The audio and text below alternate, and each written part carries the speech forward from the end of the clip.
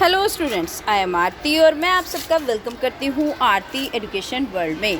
प्यारे बच्चों, आज की इस वीडियो में हम आपकी कक्षा 8 की सामाजिक विज्ञान विषय की वर्कशीट नंबर 34 पढ़ने वाले हैं, जिसकी तिथि है 15 फरवरी 2021।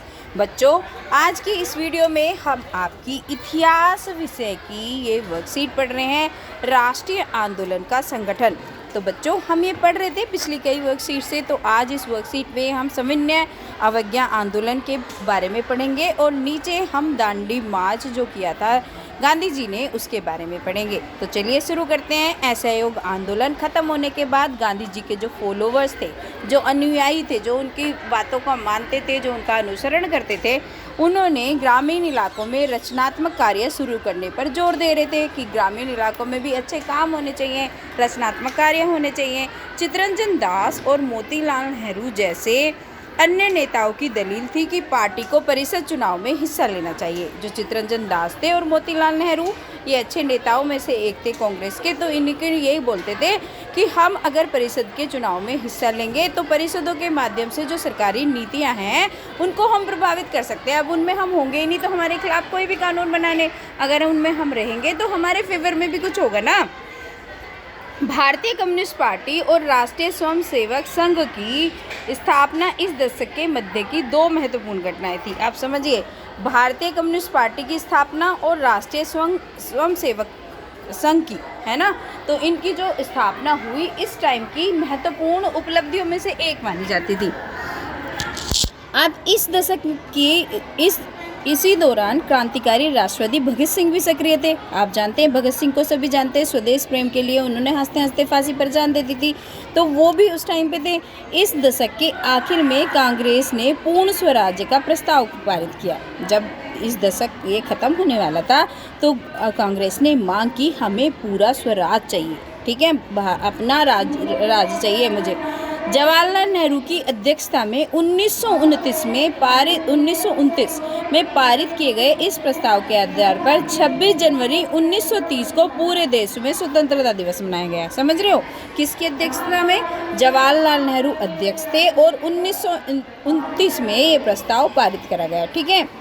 अच्छा, पूर्ण स्वराज्य अपने आप आने वाला नहीं था, अपने आप तो कुछ आते नहीं, इसके लिए लोगों की लड़ाई में उतरना था। 1930 में गांधी जी ने ऐलान कर दिया कि वे नमक कानून को तोड़ने के लिए यात्रा करेंगे, क्योंकि नमक कानून क्या था, उसमें बहुत ज़्यादा कर देना पड़ता था, बहुत टैक्स लगा रखे थे, तो गांधी जी ने बोला मैं इसके खिलाफ उतरूंगा। उस समय नमक के उत्पादन और बिक्री पर सरकार का एकाधिकार होता था।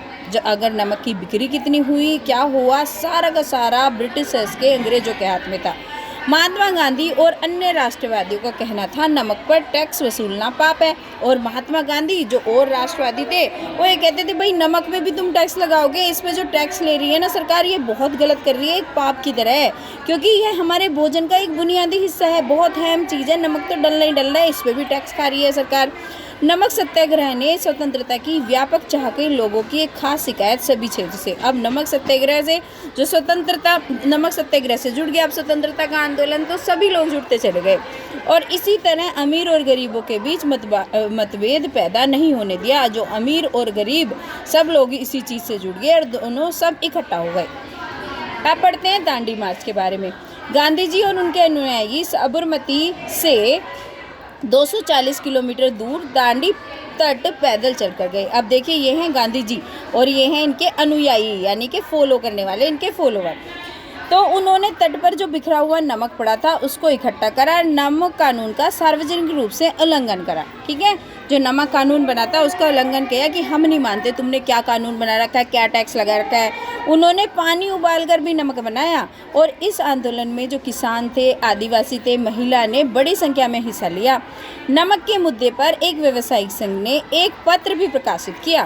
कांग्रेस ने शांतिपूर्ण सत्याग्रह आंदोलन को बर्बरतापूर्वक कुचलने का प्रयास किया। अब इतने शांति से वो सत्याग्रह कर रहे हैं, अपनी आवाज़ उठा रहे हैं, उनके ऊपर जो अत्याचार हो रहे हैं उसके खिलाफ, उसके ऊपर भी जो अंग्रेज हैं उन्होंने बड़ा गंदे तरीके से उसको कुचलने का प्रयास किया। हजारों क्रांतिकारियों को क्या करा, जेल में डाल दिया। भारतीय जनता के साझा संघर्षों के चलते आखिरकार 1935 के गवर्नमेंट ऑफ इंडिया एक्ट में भारत प्रांतीय स्वायत्तता का प्रावधान किया गया। सरकार ने ऐलान किया कि 1937 में प्रांतीय विधायकों के लिए चुनाव करवाए जाएंगे। इस चुनाव के परिणाम आने पर 11 में से 7 प्रांतों में से कांग्रेस की सरकार बनी। प्रांतीय अब क्या हुआ, अब 1937 हुआ तो जब कि प्रांतीय विधायकों के चुनाव करवाए और जब रिजल्ट आए ना, आप देखिए 11 में से 7 जगह, यानी कि कितने बड़े कांग्रेस का समर्थन मिला सब जगह। प्रांतीय स्तर पर 2 साल के कांग्रेसी शासन के बाद सितंबर 1929 में दूसरा विश्व युद्ध छिड़ गया। हिटलर के प्रति आलोचनात्मक रवैये के कारण कांग्रेस के नेता ब्रिटेन के युद्ध परिषद में मदद करने के लिए तैयार हो गए, क्योंकि हिटलर क्या था, हिटलर सब पे अपना वो एक कैसा अराजक शासक था, मतलब वो अपनी सब कुछ चलाता था। तो उसके खिलाफ तो भारतीय नेता भी थे, तो भारतीय जो नेता थे कांग्रेस के नेता, उन्होंने बोला ठीक है हम तुम्हारा साथ दे देंगे, लेकिन इसके बदले में वो चाहते थे कि युद्ध के बाद भारत को स्वतंत्र कर देना, हम तो तुम्हारा अंग्रेजों का साथ दे देंगे युद्ध लड़ने में तुम्हारा उससे जर्मनी से, लेकिन अगर हम तुम्हारे साथ युद्ध लड़ते हैं तो तुम्हें हमारे भारत को युद्ध के बाद स्वतंत्र कर देना, हमें आज़ादी देना। अंग्रेजों ने तो ये बात नहीं मानी। क्यों मानेंगे, इतना बड़ा राष्ट्र भारत उनको मिल रहा था, उसके ऊपर उन्होंने कब्जा कर रखा था, तो उन्होंने नहीं माना, कैसे छोड़ देंगे। कांग्रेसी सरकारों ने विरोध में इस्तीफे दे दिया। जो कांग्रेस की सरकार थे उन्होंने जो 7 जगह जो उनकी सरकार बनी थी उन्होंने विरोध करा, भाई ऐसा नहीं करोगे तो हम क्यों करेंगे, और उन्होंने इसके खिलाफ क्या करा, इस्तीफे दे दिए।